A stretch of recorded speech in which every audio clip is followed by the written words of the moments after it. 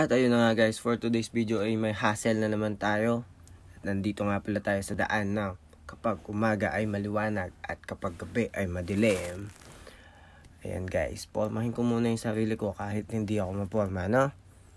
Ayan, ituturo ko sa inyo kung saan yung direksyon na pupuntahan ko. Kakaliwa ako doon, tapos dadiretso ako, tapos kakaliwa ulit, tapos kakanan. Basta yun na yun guys. At ito nga pala yung aking kotse na pipicturean at pibidyohan ngayon. Tignan nyo guys, napaka-pogi talaga.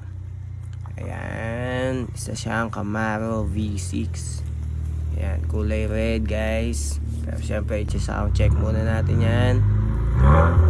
Yun, pasok ang sound check. Ayan guys, napaka-pogi ng sasakyan niya. Kasi pogi natin. Ayan, abangan nyo yung finished product na ito. Napaka-solid. At salamat nga pala sa owner ng B6 na to, na Camaro, sa siyang Kapampangan. Ayan, si Boss Ralph.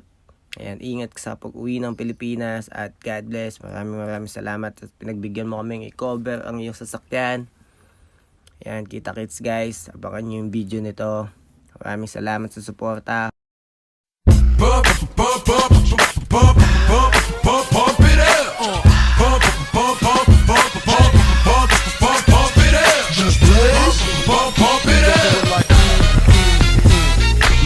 Pump it up, you came to get it drunk with a dame or shit it drunk, you came to